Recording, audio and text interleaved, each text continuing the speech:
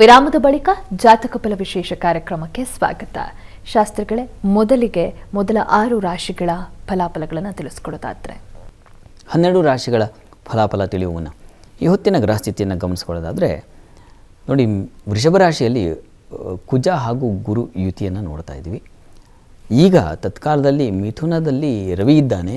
ರವಿ ಸಂಕ್ರಮಣ ಕರ್ಕಟಕ ರಾಶಿ ಪ್ರವೇಶ ಆಗುತ್ತೆ. ನಂತರದಲ್ಲಿ ವಸ್ತುತಃ ದಕ್ಷಿಣಾಯಣ ಅನ್ನೋದೇ ರವಿಯ ಕರ್ಕಟಕ ರಾಶಿ ಪ್ರವೇಶದಿಂದ, ಉತ್ತರಾಯಣ ಮಕರ ರಾಶಿಯ ಪ್ರವೇಶದಿಂದ. ಹೀಗಾಗಿ ಇವೆರಡು ಬಹಳ ಮುಖ್ಯವಾದ ಪ್ರಧಾನವಾದ ಅಂಶಗಳೇ ನಮ್ಮ ವಾತಾವರಣದ ದೃಷ್ಟಿಯಿಂದ.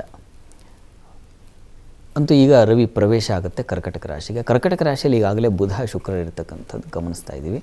ಇನ್ನು ಕನ್ಯಾ ರಾಶಿಯಲ್ಲಿ ಕೇತು ಇರತಕ್ಕಂಥದ್ದು. ತುಲಾ ರಾಶಿಯಲ್ಲಿ ಈ ದಿವಸ ಚಂದ್ರ ಹಾಗೂ ಮಾಂದಿಯರ ಯುತಿಯನ್ನು ನೋಡ್ತಾ ಇದ್ದೀವಿ.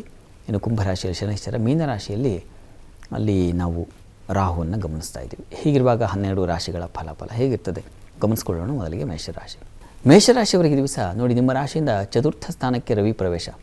ಇದು ಬಂಧು ಮಿತ್ರರ ಸಹಕಾರವನ್ನು ಸೂಚಿಸುತ್ತೆ. ಕೃಷಿಕರಿಗೆ ತುಂಬ ಚೆನ್ನಾಗಿದೆ. ನಿಮ್ಮ ಸೌಖ್ಯವನ್ನು ಸಮೃದ್ಧಿ ಮಾಡುತ್ತೆ. ಕೃಷಿಕರಿಗೆ ತುಂಬ ನೀರಿನ ಸೌಕರ್ಯ ಇತ್ಯಾದಿಗಳು ತುಂಬ ಚೆನ್ನಾಗಿದೆ.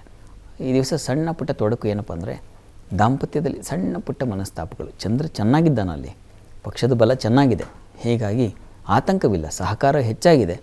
ಸಣ್ಣ ಒಂದು ಏನು ಅಂತ ಓರೆ ಸಣ್ಣ ಪುಟ್ಟ ಪ್ರಮಾಣದಲ್ಲಿ ಆತಂಕ ಬೇಡ. ವೃತ್ತಿಯಲ್ಲೆಲ್ಲ ತುಂಬ ಚೆನ್ನಾಗಿದೆ. ಈ ದಿವಸ ನೀವು ಪ್ರಾರ್ಥನೆಗೆ ದುರ್ಗಾ ಪ್ರಾರ್ಥನೆ ಮಾಡಿಕೊಂಡ್ರೆ ಬಹಳ ಒಳ್ಳೆಯದು. ಇನ್ನು ವೃಷಭ ರಾಶಿಯವರಿಗೆ ಈ ದಿವಸ ಚಂದ್ರ ದ್ವಿತೀಯದಲ್ಲಿ ರವಿ ಇದ್ದಾನೆ.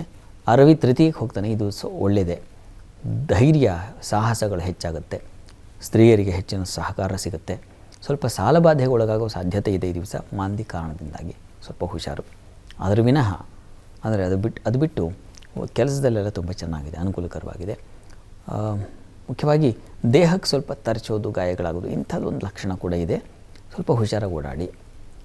ಪ್ರಾರ್ಥನೆಗೆ ದಿವಸ ಸುಬ್ರಹ್ಮಣ್ಯ ಕವಚವನ್ನು ಕೇಳಿಸ್ಕೊಂಡ್ರೆ ಬಹಳ ಒಳ್ಳೆಯದು. ನರಸಿಂಹ ಪ್ರಾರ್ಥನೆ ಕೂಡ ಒಳ್ಳೆಯದು. ಇನ್ನು ಮಿಥುನ ರಾಶಿಯವರಿಗೆ ದಿವಸ ರವಿ ಈ ದಿವಸ ಧನಸ್ಥಾನಕ್ಕೆ ಹೋಗ್ತಾನೆ. ಹೀಗಾಗಿ ಸಹೋದರ ಸಹಕಾರ ಚೆನ್ನಾಗಿರುತ್ತೆ. ಕುಟುಂಬದಲ್ಲಿ ಒಂದು ಸಹಕಾರ ಚೆನ್ನಾಗಿರುತ್ತೆ.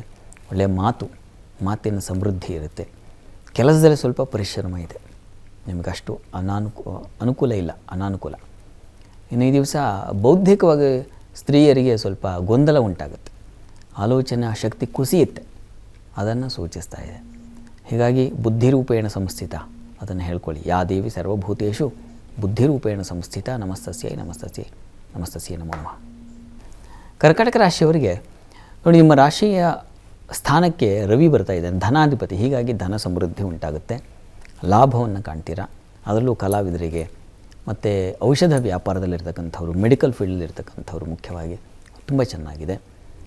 ಎಲೆಕ್ಟ್ರಾನಿಕ್ಸ್ ರಿಲೇಟೆಡ್ ತುಂಬ ಚೆನ್ನಾಗಿದೆ. ಕೃಷಿಕರಿಗೆ ತುಂಬ ಚೆನ್ನಾಗಿದೆ. ಸಣ್ಣ ಪುಟ್ಟ ತೊಡಕೇನಪ್ಪ ಅಂದರೆ ಪ್ರಯಾಣದಲ್ಲಿ.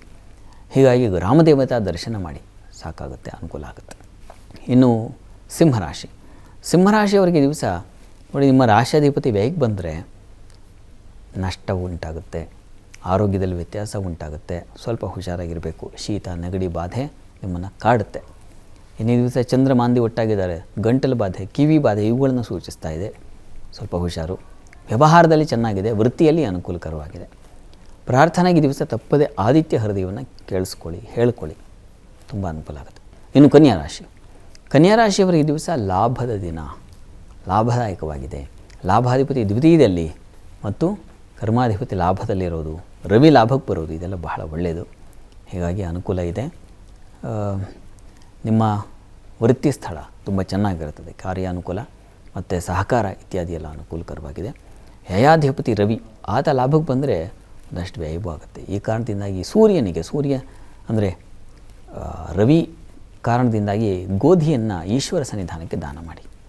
ಇನ್ನುಳಿದ 6 ರಾಶಿಗಳ ಫಲಾಫಲಗಳನ್ನು ತಿಳಿಸ್ಕೊಡಿ ಶಾಸ್ತ್ರಿಗಳೇ. ಅದಕ್ಕೂ ಮುಂಚೆ ಮತ್ತೊಂದು ವಿರಾಮ ತಗೊಂಡು ಬರೋಣ. ಜಾತಕ ಫಲ ವಿಶೇಷ ಕಾರ್ಯಕ್ರಮ ಮುಂದುವರಿಯುತ್ತೆ ಮತ್ತೊಂದು ಪುಟ್ಟ ವಿರಾಮದ ಬಳಿಕ.